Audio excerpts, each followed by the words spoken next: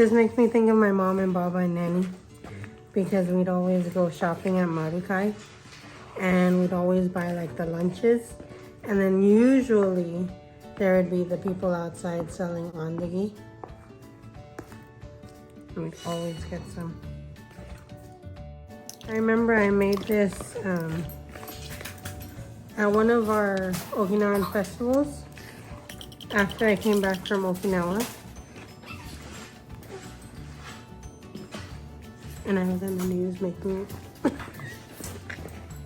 We're gonna be posting these, but don't tell your dad about it.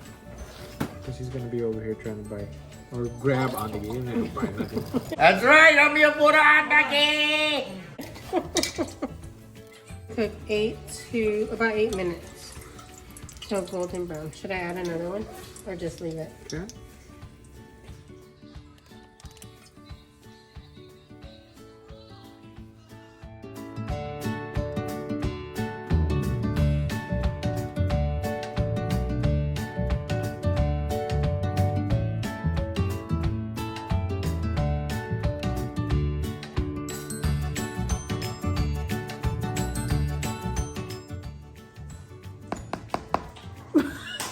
Was that 3 or 4 cups?